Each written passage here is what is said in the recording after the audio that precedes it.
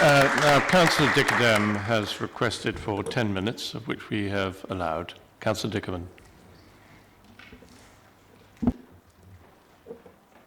10 minutes, I'll have a little drink. I'm sure you're probably expecting me to just launch right into tearing apart the Nine Elms development with a kind of righteous fury. And don't worry, that's going to come in the speech, I promise. But there are actually some things that we can all agree on. New public transport is a good thing. We all have a soft spot for seeing Battersea on the tube map now. New jobs for local people, obviously a good thing. I've got friends working construction on the site, and I want to celebrate the work that my union, Unite, does in its role convening on the sites across the regeneration. But it's in these glimmers of progress. That's what makes Nine Elms such a frustrating site of political contention.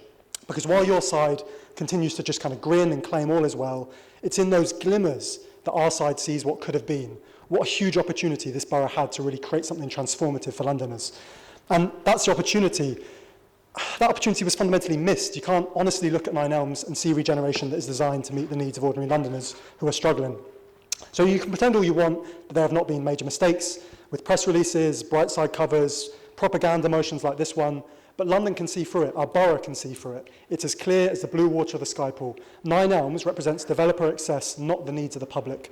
So how do we end up here? If I'm being my least generous, it's the legacy of a certain kind of politics that my colleague Councillor White just spoke about, embedded in Wandsworth Conservatives.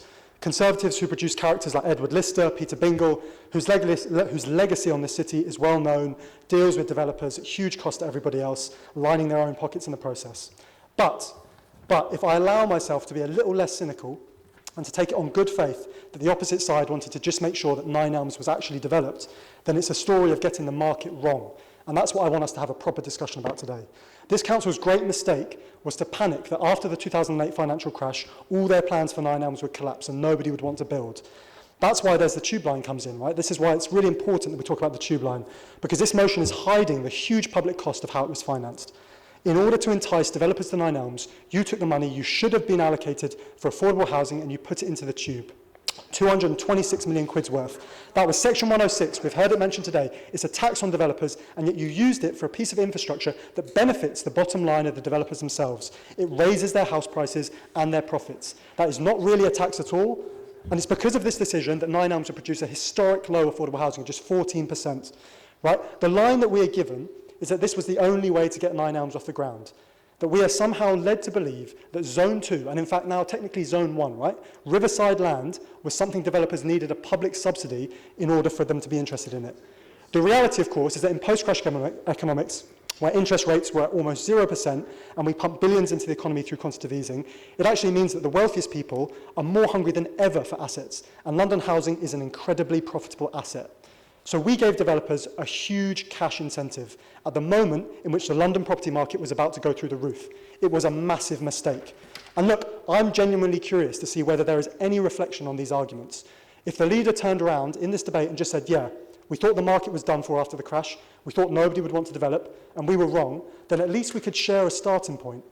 But as long as this council continues to pretend that it is in any way acceptable for a regeneration of this scale to produce 14, 15% affordable housing, then there is nothing we can share. We just can't.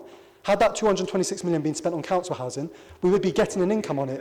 We would be getting a return. It would be assets owned by the taxpayers of Wandsworth.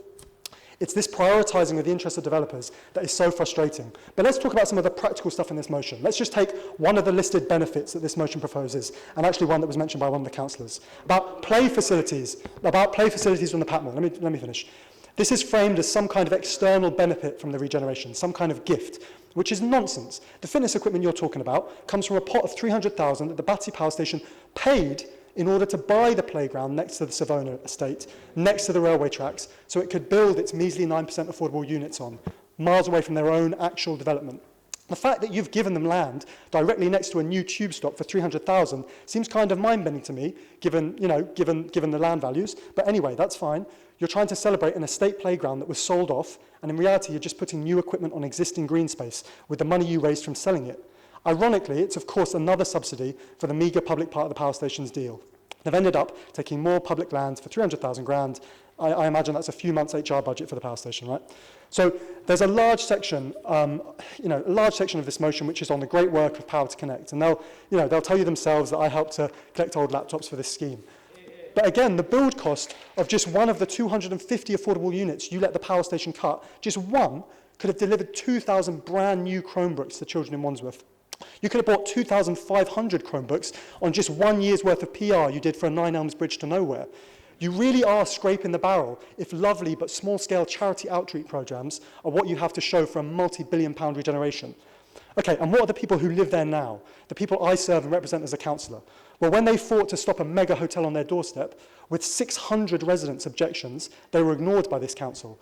When shared owners are faced with crippling service charges, they are caught in a bureaucratic nightmare for years between the housing association and the agents. Right now, I have private renters in a new build in Bailey's House who for months have been trapped in their 12-storey building with no lift. It's a new build, caught between the housing association and managing agent again. If you want to talk about reality, I hope councillors are aware of this, but it's not just the power station site that has put affordable housing by the train tracks. This is where the developers have operated across all sites, putting the meagre bits of affordable housing literally as a sound barrier against the train tracks. That's what your plan has done. Go see for yourselves. Go talk to the residents who live there. I think it's wild, and it's placing profits over placemaking. This motion is trying to celebrate public-private partnership, the kind of Faustian deal that we're being forced to make in order to get a slither of public good. Ask yourselves why we now have to build 4 times as much private luxury housing on public land to build council homes. It's because Tory governments cut council house building funds.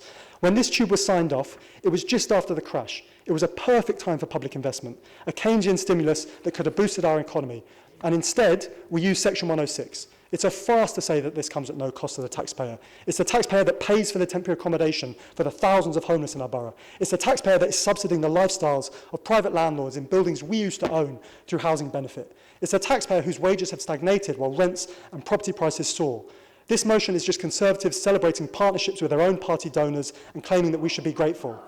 Nine Elms is set to become a shrine to the worst excesses of our broken housing market. There's 3-bedroom flats going for £8.2 million. I don't know how you can look at yourselves when you see that on the market.